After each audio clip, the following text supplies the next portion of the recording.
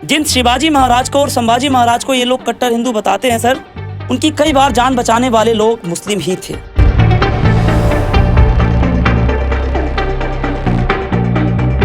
इकबाल खान ने अपने सैनिकों के साथ में उन पर धावा बोल दिया था और वो तब तक लड़ते रहे थे जब तक कि संभाजी महाराज सुरक्षित स्थान तक नहीं पहुंच गए थे।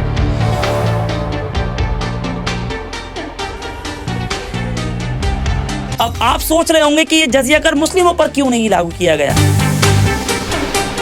इतिहास में औरंगजेब ही एक ऐसा बादशाह है जिसने अपने शासन में कभी भी गौ हत्या नहीं करने दी और जिसने भी गौ हत्या की उसने उसको लटकवा दिया।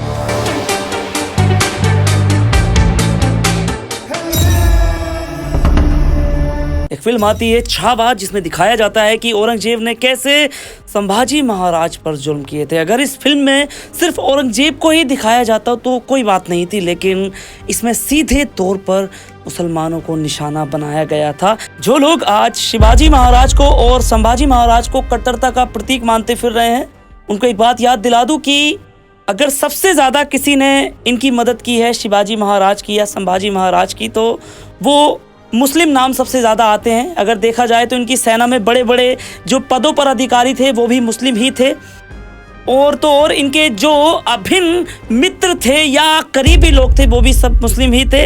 आपको इस वीडियो में सारी बातें जानने के लिए मिल जाएंगी। साल 1980 में मराठी साहित्यकार शिवाजी सावंत ने एक उपन्यास लिखा था जिसका नाम था छावा। इस उपन्यास को आधार बनाकर इस पर छावा मूवी बना दी गई। इस फिल्म को ऐसे प्रचारित किया गया कि मानो सब कुछ सच हो। आप तो जानते हैं आजकल देश में ऐसे लोगों की तादाद बहुत ज्यादा बढ़ गई है जिन्हें या तो पढ़ना नहीं आता और या फिर उन्हें व्हाट्सएप से इतिहास भेजा जा रहा है, फर्जी इतिहास टाइप का, जिससे उनके सोचने की और पढ़ने की क्षमता बिल्कुल खत्म हो चुकी है।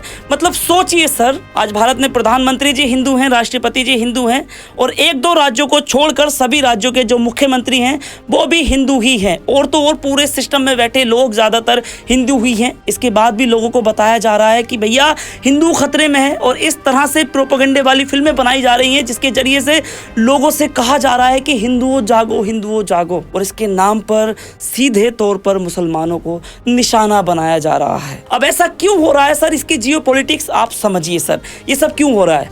क्योंकि हमारे देश में अब पूंजीवाद की शुरुआत हो चुकी है। देखो, इस तरह की नफरत फैलाने के बाद जो कुछ खतरनाक होने वाला है आप उसके बारे में सोचकर भी घबरा जाएंगे सर। देखो, अब इस नफरत से ये होगा कि आपसी भाईचारा बिल्कुल हो जाएगा खत्म। फिर ना कोई हिंदू किसी मुस्लिम से कोई सामान खरीदेगा और ना ही कोई मुस्लिम किसी हिंदू से कोई सामान खरीदेगा। इसके चलते छोटे और बड़े दुकानदार, फेरी वाले और ना जाने कितने व्यवसाय अपने आप ही समाप्त हो जाएंगे। इसके बाद में शुरू होगा पूंजीपतियों का असली खेल। आप इसे ऐसे समझिए सर, एक साधारण हिंदू सब्जी बेच रहा है जिसके ग्राहक हिंदू और मुस्लिम दोनों हैं। उसकी दुकानदारी सिर्फ हिंदुओं से नहीं चल रही है बल्कि मुस्लिम से भी चल रही है। और वहीं दूसरी ओर है एक मुस्लिम फल वाला जिसकी दुकानदारी भी दोनों से चल रही है, जिसको कि मुस्लिम भी फल खरीद रहे हैं उसके और हिंदू भी फल खरीद रहे हैं। फिर आती हैं ये प्रोपेगेंडा वाली मूवियां जिसमें इतिहास को तोड़ मरोड़ करके दिखाया जाता है और लोगों के अंदर नफरत का माहौल पैदा कर दिया जाता है। आपने देखा होगा छावा मूवी में एक इतना सा बच्चा बेचारा इमोशनल हो गया। क्यों हो गया? क्योंकि मूवियों में उस तरह की चीजें दिखाई गई पहले से ही। अब जब नफरत का माहौल इतना ज्यादा बढ़ जाएगा, फिर ना हिंदू मुसलमान से कोई सब्जी खरीदेगा ना मुसलमान हिंदू से कुछ खरीदेगा, और ऐसा करते करते ये पूरे सिस्टम में चीजें घुस जाएंगी। इसके बाद हिंदू भाई ये बैठेंगे अपने घर, मुसलमान भाई बैठेंगे अपने घर, और उसके बाद ये पूंजीपति आएंगे और कहेंगे कि भैया आप हमसे ऑनलाइन सामान मंगवाइए, आप झंझट में ही मत पड़िए हिंदू मुसलमान के, आप लोकल दुकानदार से खरीदी मत, आप तो ऑनलाइन सामान मंगाइए। गया आपका व्यापार उनके हाथ में और आप खुशी खुशी उस चीज को खरीदेंगे सर। अब आते हैं इन प्रोपेगेंडे वाली फिल्मों पर। जिन शिवाजी महाराज को और संभाजी महाराज को ये लोग कट्टर हिंदू बताते हैं सर, उनकी कई बार जान बचाने वाले लोग मुस्लिम ही थे। अच्छा मुझे बताइए सर, कभी आपने सिद्दी हिलाल का नाम सुना है सर?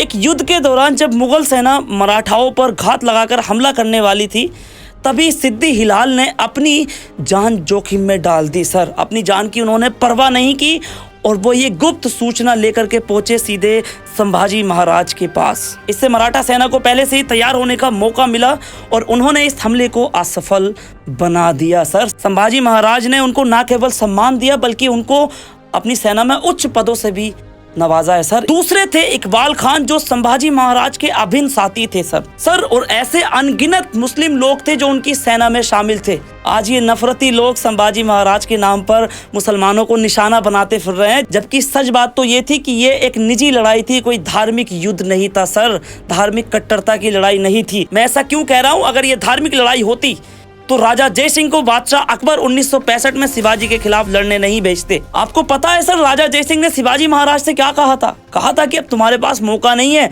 दूसरा कोई रास्ता है ही नहीं, या तो हमारी बात मानो या फिर लड़ने के लिए तैयार हो जाओ। और ये भूल से भी मत सोच लेना कि तुम जीत जाओगे। इसके बाद में 1965 में पुरंदर की संधि हुई थी सर, जिसके कारण शिवाजी महाराज को अपने 23 किले मुगलों को सौंपने पड़े थे सर। और उसके बाद शिवाजी महाराज को आगरा लेकर आया गया, औरंगजेब के दरबार में भेजा गया उनको, जहां पर उनको कैद कर लिया गया। और अब मजे की बात सुनिए सर, शिवाजी महाराज जो कि औरंगजेब की कैद में आ चुके थे, तब शिवाजी महाराज को औरंगजेब की कैद से निकालने वाला भी एक मुसलमान ही था। आप इस बात पर यकीन करेंगे सर? लोग कहते हैं कि औरंगजेब बहुत कट्टर था, औरंगजेब की नीतियां बहुत खराब थी और वो हिंदुओं के खिलाफ था। तो आपको एक बात बताऊं सर, जिस वक्त बादशाह औरंगजेब सत्ता में आए थे, उस वक्त मुगल सल्तनत में 33% हिंदू राजा थे, जो कि बढ़कर औरंगजेब के शासनकाल में 35% हो गए थे। उसके शासनकाल में भारत का क्षेत्र चीन से भी ज्यादा विशाल था सर। एक बात लोग कहते हैं कि औरंगजेब हिंदुओं से जजिया कर लेता था। सर ये बात सच है कि औरंगजेब ने हिंदुओं पर जजिया कर लगाया था, और ना सिर्फ हिंदुओं पर बल्कि मुस्लिमों को छोड़कर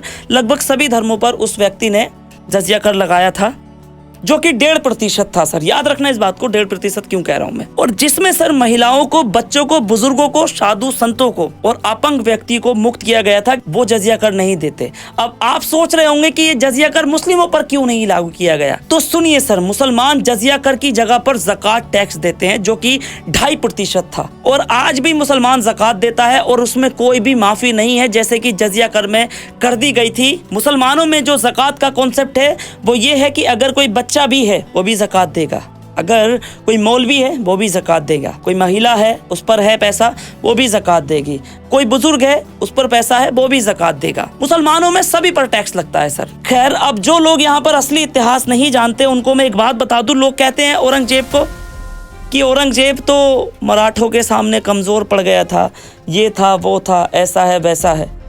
तो सर औरंगजेब 93 साल तक जिंदा रहा, और वो व्यक्ति जब तक जिंदा रहा तब तक वो व्यक्ति राज करता रहा, और वो व्यक्ति अपनी मौत मरा सर। और लोगों ने औरंगजेब को एक तरह से ऐसा चिन्ह बना दिया है कि औरंगजेब के नाम पर मुसलमानों को गालियां दो, खूब दबाकर गालियां दो सर। आपको पता है सर, औरंगजेब के शासनकाल में पूरी दुनिया का 25% GDP सिर्फ भारत के पास थी। उस समय के बड़े बादशाह जो लुई थे फ्रांस के, उनसे 10 गुना ज्यादा संपत्ति औरंगजेब के पास थी सर। इतिहास में औरंगजेब ही एक ऐसा बादशाह है जिसने अपने शासन में कभी भी गौ हत्या नहीं करने दी, और जिसने भी गौ हत्या की उसने उसको लटकवा दिया। उसके बाद में आते हैं अंग्रेज के आने के बाद में भारत की संपत्ति को इंग्लैंड में भेजना शुरू कर दिया गया। GDP धड़ाधड़ कम होती चली गई, गोरे चले गए, लेकिन भारत को उन्होंने पूरी तरह से खाली कर दिया। अब जो अंधभक्त या प्रोपेगेंडा फैलाने वाले निर्देशक या फिर छोटे मोटे यूट्यूबर जिनका काम सिर्फ नफरत फैलाना है, उन्हें क्या पता कि शिवाजी महाराज और संभाजी महाराज क्या चीज थे।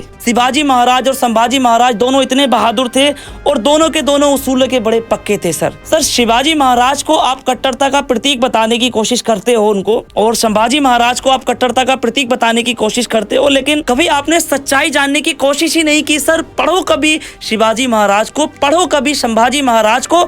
इन फिल्मों को छोड़ दो सर, इन फिल्मों से हट के कभी उनके बारे में पढ़ो। ये 2 कौड़ी के यूट्यूबर फर्जी और ये 2 कौड़ी के निर्देशक क्या जाने शिवाजी महाराज के बारे में। आप सोचिए सर, जिस उपन्यास पर ये फिल्म बनी है छावा, तो याद रखें सर, उपन्यास कोई इतिहास नहीं होता, इसमें इतिहास की कुछ घटनाएं होती हैं और उसमें नमक मिर्च लगाकर पेश किया जाता है। जैसे कि इस फिल्म छावा में दिखाया गया था कि संभाजी महाराज ने शेर को पछाड़ दिया, लेकिन असल में ऐसा कुछ हुआ ही नहीं था सर। मैंने किताबें खंगाल के डाल दी, मैंने कहा देखो कहीं तो मुझे इस चीज़ का वाकया मिल जाए, लेकिन मुझे कहीं भी इसका कोई सोर्सेज नहीं मिला सर। जिस तरह से संभाजी महाराज के साथ में हुआ है वो बहुत गलत हुआ है। एक महान योद्धा को उस तरह से नहीं मरना चाहिए था जैसा कि संभाजी महाराज के साथ हुआ है। लेकिन मैं एक बात यहाँ क्लियर कर देता हूँ, ये जो आज के नए नए इतिहासकार निकल कर आए हैं, ये व्हाट्सएप यूनिवर्सिटी के ज्ञाता और ये जो फर्जी यूट्यूबर आए हैं और कहते फिरते हैं कि औरंगजेब